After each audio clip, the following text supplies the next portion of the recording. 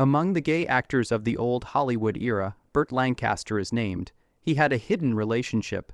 It was on November 2nd, 1913 in New York City that Burt Lancaster was born. His birth name was Burton Stephen Lancaster.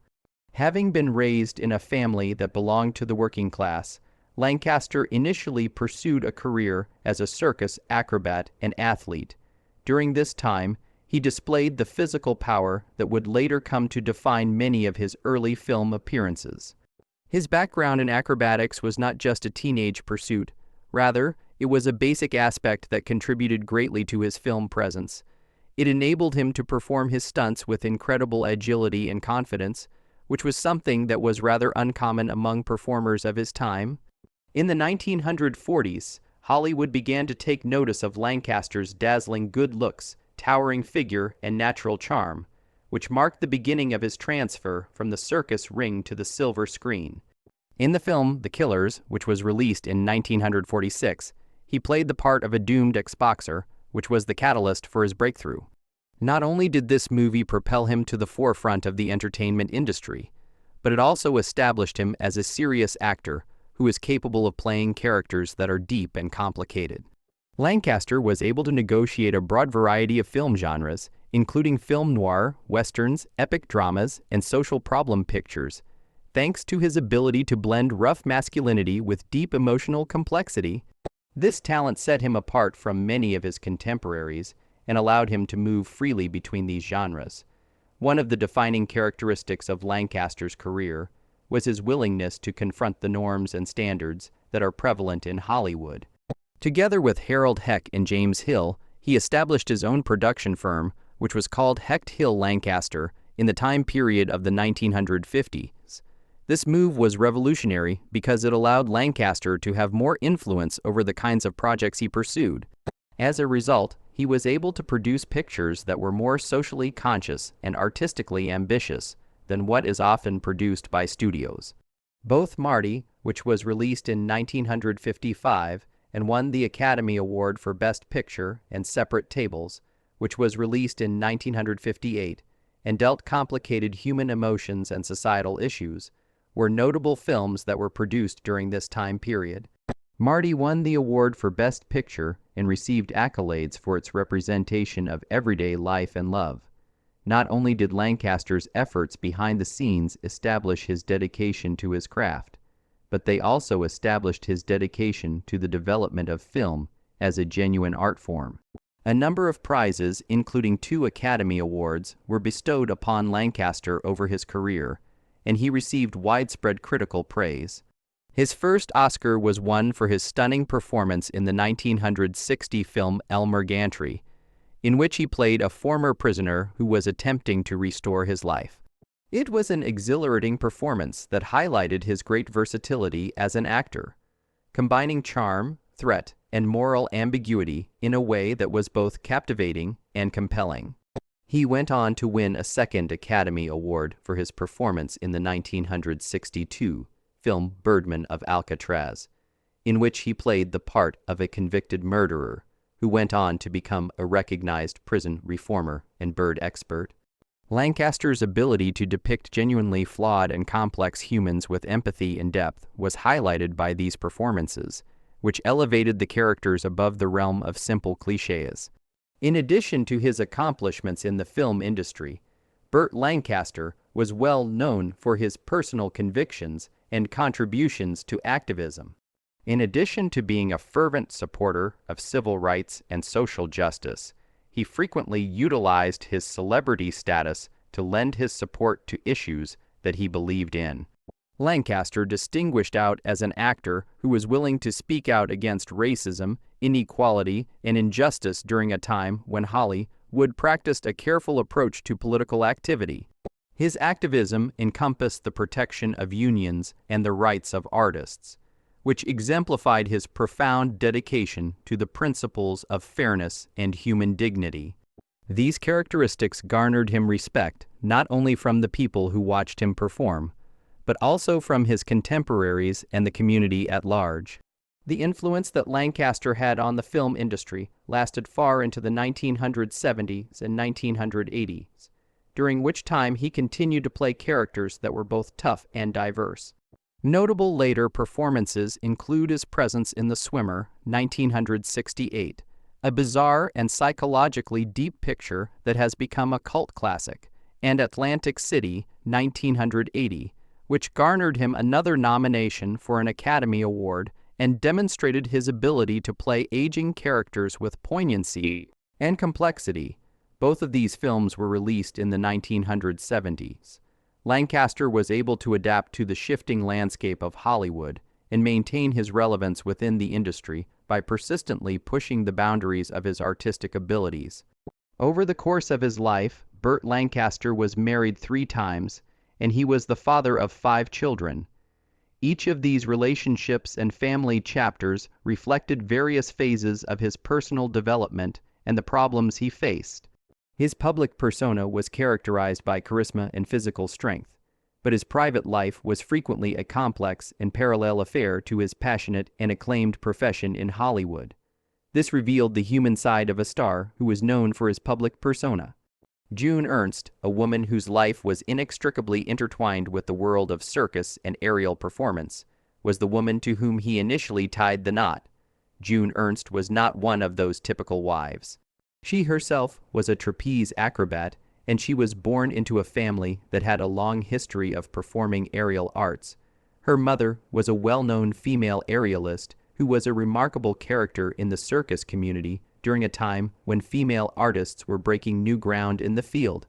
This courageous spirit and skill had been passed down to Ernst, and prior to her marriage to Lancaster, she had already distinguished herself as a skilled acrobat. Following the marriage of Burt and June, he became deeply involved with her circus family, performing alongside them and refining his own acrobatic abilities by performing alongside them. Lancaster's size and athleticism, which would later become some of the defining characteristics of his screen presence, were shaped at this phase of his life. On the other hand, despite the fact that they had similar histories and performing experiences, the marriage was not destined to continue. There is significant uncertainty regarding the date that the couple formally divorced, which was in the late 1930s after they had separated. Later biographers, after delving through records and narratives, have offered dates that span as far back as 1946, despite the fact that contemporary media sources stated that the year 1940 was the most likely. The timeline of Lancaster's future relationships and his marriage to his second wife has been hampered by this inconsistency, which has contributed to misunderstanding regarding the timeline. His second marriage was to Norma Anderson, a connection that developed as a result of extraordinary events that occurred during World War II. Norma Anderson, who was born in 1917 and passed away in 1988, was initially employed as a stenographer. She fills in for an ailing actress in a United States of America performance that is intended to entertain American troops stationed in Italy. It was during this period of time that fate made its appearance. While Norma was making her way back to town from the airport, she came across Burt Lancaster in the crowd. From that moment on, she was immediately struck by his imposing presence and his gorgeous appearance. She reportedly turned to a neighboring cop and inquired, "Who is that good-looking officer, and is he married?" The officer, realizing a chance, took advantage of it by setting up a blind date for the two of them that very evening. The beginning of a lengthy and major chapter in Lancaster's life began with the meeting of these two individuals. In 1946, they tied the knot, marking the beginning of a partnership that would later become intricate and politically involved. The passion that Norma felt for social and political problems led her to become an activist. She was strongly committed in these causes. Norma's dedication to the League of Women Voters, an organization that aims to educate and encourage voters, particularly women, to participate in the electoral process, was demonstrated by the fact that their home in Bear contained a room that was specifically designated for printing presses and materials for mass mailings, democratic government. In addition to this, she had been a member of the NAACP for her whole life, and she and Burt had a long-standing devotion to the cause of civil rights. Prior to the historic March on Washington in 1963, the couple took the initiative to organize a fundraising event in support of Martin Luther King Jr. and the Southern Christian Leadership Conference. This event served to highlight the couple's commitment to social justice during a vital period in the history of the United States. There were 5 children that Burt and Norma Lancaster had together, one of whom was Bill Lancaster, who went on to have a successful career as an actor and playwright. Sheila Lancaster was pronounced by Sajal, James Lancaster, Susan Lancaster, and Joanna Lancaster, who went on to work as a film producer. Sajal then followed in her footsteps. Their marriage was filled with challenges, despite the fact that they gave the impression of being politically active and supportive through their outer appearance. Because of the demands of Lancaster's demanding profession, as well as the difficulties they faced in their personal lives, their relationship became strained. The couple had already separated by the year 1966, and their divorce was formalized in the year 1969. In the midst of the divorce of his second marriage, Burt Lancaster engaged into a long-term relationship with Jackie Bone, a hairdresser who worked on the set of the film The Professionals, which was one of Lancaster's main projects in the late 1960s and early 1970s. Despite the fact that their relationship was problematic, it lasted for a long time. Intensity and drama were hallmarks of their relationships with one another. During a dinner party that was attended by significant personalities in the industry, such as director Sidney Pollack and actor Peter Falk, a wine bottle was broken over Lancaster's head, which is one of the most infamous incidents that ever occurred. During this episode, the passionate but frequently turbulent nature of their relationship was brought to light. As a result of Jackie Bone's decision to undergo a religious spiritual transformation, their relationship ultimately came to an end. According to reports, Lancaster, a guy with a wide range of ideas and personal values, was unable to reconcile their divergent spiritual paths, which ultimately led to the breakdown of their relationship. Susan Martin was Burt Lancaster's third and final wife, and they tied the knot in September of 1990. This marriage occurred later in his life. This union was significantly different from his previous unions in that it was more private and garnered less attention from the public. Lancaster was able to have company throughout his latter years because to this relationship, which continued until his death in 1994. Lancaster was struggling with health issues and reflecting on a long and famous career at the time when Susan Martin was his companion. At this time, he was also reflecting on his career. Burt Lancaster, who was once considered to be the pinnacle of macho bravado in Hollywood, is said to have confided in close associates a stunning and extremely intimate chapter of his past while he was in his twilight years. Had clandestine love relationships with a number of the most famous and reclusive masculine figures of his time, but who remained anonymous. Lancaster maneuvered a complex web of affection, concealment, and shared vulnerability behind the glittering veneer of the golden age of Hollywood during a period when homosexuality was not only considered taboo, but also considered to be career-ending. The cultured elegance, incisive wit, and mysterious grin that Cary Grant possessed left Lancaster enthralled. Cary Grant was one of the most stunning and refined actors of his day, and Lancaster found himself enamored with her. They were both already stars at the time, but they were moving in separate circles within the film industry when they first met at an industry function in the late 1940s. Grant, who had lived with actor Randolph Scott for a number of years in what many people later regarded as a romantic partnership, kept up a carefully cultivated image of sophistication and heterosexual attractiveness during their time together.